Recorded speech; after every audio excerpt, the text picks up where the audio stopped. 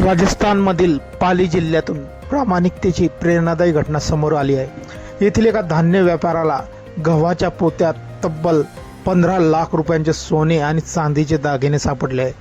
मात्र कोणतेही लोभ न ठेवता त्या व्यापाऱ्याने ते दागिने सुरक्षितपणे मूळ मालक असलेल्या शेतकऱ्याला परत केले आहे। या घटनेमुळे व्यापाऱ्यांच्या प्रामाणिकपणाचे संपूर्ण गावात कौतुक होत आहे।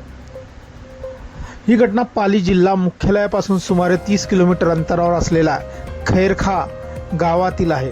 येथील धान्य व्यापारी मांगू खान यांनी सुमारे 15 दिवसांपूर्वी गावातील शेतकरी घिसाराम यांच्याकडून गव्हाची 2 पोती खरेदी केली होती। प्रत्येक पोत्याचे वजन सुमारे 50 किलो होते। मात्र त्या पोत्यांमध्ये मूल्यवान दागिने लपवलेले आहेत याची कल्पना त्यावेळी कुणालाही नव्हती।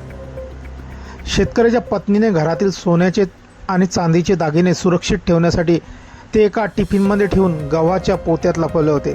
नंतर ही बाब कुटुंबाच्या लक्षात राहिली नाही आणि नकळत तेच गव्हाचे पोते व्यापाऱ्याला विकले गेले। काही दिवसांपूर्वी व्यापारी मंगू खान यांनी दुकानात पोते उघडून गहू काढताना त्यांना त्यामध्ये एक टिफिन बॉक्स सापडला। त्यात सोने आणि चांदीचे दागिने आढळले। या दागिन्यांची किंमत सुमारे 15 लाख रुपये असल्याचे सांगितले जाते।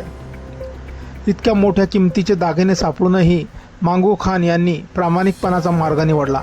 त्यांनी तात्काळ शेतकरी घिसा यांना दुकानात बोलवून संपूर्ण प्रकरणाची माहिती दिली आणि सर्व दागिने सुरक्षितपणे परत केले।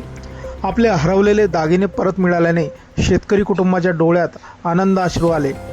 त्यांनी व्यापाऱ्याचे आभार मानत त्यांच्या प्रामाणिकपणाचे कौतुक केले।